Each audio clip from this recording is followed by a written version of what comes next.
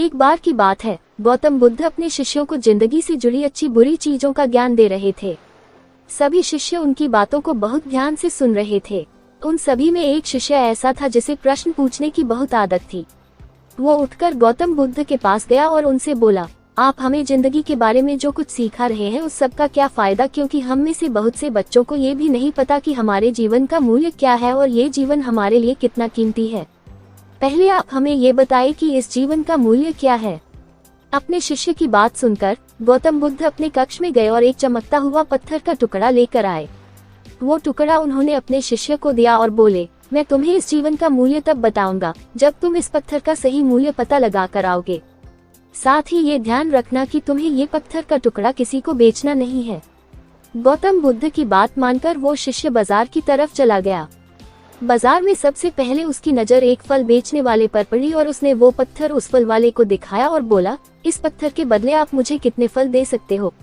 फल वाला बोला, ये पत्थर कुछ खास तो नहीं है, लेकिन फिर भी इसके बदले में तुम्हें 10 के लिए दे सकता हूँ। वो शिष्य उस पत्थर को लेकर आगे चला गया। फिर उसे एक सब्जी वाला मिला। शिष्य ने उस सब्जी वाले से उस पत्थर की कीमत पूछी। सब्जी वाले ने उस पत्थर को ध्यान से देखा और बोला, इस पत्थर की कीमत के बदले में तुम्हें ज्यादा से ज्यादा एक बोरी भरकर सब्जियां दे सकता हूँ। इसके बाद वो शिष्य उस पत्थर को लेकर एक सोने के व्यापारी के पास गया। उस पत्थर की टुकड़े की चमक देखते ही उस सुनार ने उसकी कीमत 100 सोने के सिक्के लगाए। शिष्य ने वो टुकड़ा बेचने से मना किया तो वो सुनार उसके बदले 200 सोने के सिक्के देने को भी राजी हो गया, लेकिन शिष्य ने वो पत्थर नहीं बेचा। इसके बाद वो शिष्य एक हीरो के व्यापारी के पास गया और उनके सामने उसने वो पत्थर के टुकड़े को रख दिया। उस पत्थर को देखते ही हीरो के व्यापारी ने एक साफ कपड़ा बिछाया, उस पत्थर को उसके ऊपर रखा, फिर उसकी परिक्रमा की और हाथ जोड़कर उस पत्थर को कपड़े में लपेटते हुए वो बोला, तुम जिसे मामूली पत्थर समझकर उसकी कीमत पूछ रहे हो, असल में ये एक बेशकीमती रूबी है। ऐसा रूबी हर किसी को नहीं मिलता। मैं अगर अपना सब कुछ बेच भी दूं तो भी इसकी कीमत नहीं चुका सकता। उस व्यापारी की बातें सुनकर वो शिष्य हैरान हो गया।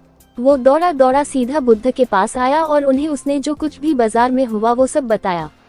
उसकी अचरज भरी बातें सुनकर गौतम बुद्ध बोले, तुम्हारे सवाल का जवाब इस रूबी की कीमत में ही छिपा है। हमारा जीवन भी एक रूबी है, रूबी की तरह ये भी बेशकीमती है, लेकिन हम इस बात को हमेशा नजरअंदाज करते हैं और अपने जीवन का मूल्य नहीं समझते। हम दूसरों को देखकर और उनके जैसा जीवन जीने की कोशिश में अपने जीवन की कीमत को कम कर देते हैं। हम ये सोचते हैं कि हमारी जिंदगी की कीमत वही है जो दूसरे हमें बताते हैं, लेकिन ये बात हमेशा ध्यान रखना कि सामने वाला अपनी हैसियत, बुद्धि और अपनी समझ के हिसाब से तुम्हारी कीमत लगाता है। जिंदगी सिर्फ एक बार मिलती है, इसलिए इसको बर्बाद ना करें। अपनी जिंदगी को उतना ही कीमती समझें जितना कीमती आप अपने बैंक में रखे रुपयों को समझते हैं। आज के समय में लोग अपनी जिंदगी से ज्यादा कीमती प्यार, पैसों और दिखावे से भरी चीजों को समझते हैं। प्यार के चक्कर में लोग सुसाइड कर लेते हैं, पैसों के चक्कर में ऐसा काम करने लग जाते हैं जिससे उनकी जिंदगी बर्बाद हो जाती है, नाम कमाने के चक्कर में उल्टे सीधे काम करने लग जाते हैं। हमेशा याद रखें कि दिखावा करना जरूरी नहीं है। प्यार दोबारा मिल सकता है, पैसा फिर कमाया जा सकता है, लेकिन जिंदगी को फिर से पाया नहीं जा सकता। इसलिए अपनी इस बेशकीमती जिंदगी को अच्छे से जिएं, हर पल का आनंद लें। कभी ये ना सोचे कि आप इस दुनिया में किसी काम के नहीं है, न कभी ये सोचे कि आपकी जिंदगी व्यर्थ है, आपके होने या ना होने से कुछ फर्क नहीं पड़ता। जब भी ऐसे नेगेटिव विचार आपके मन में आए तो खुद को बस ये याद दिलाएं कि जीवन एक रूबी है और ये बेशकीमती है।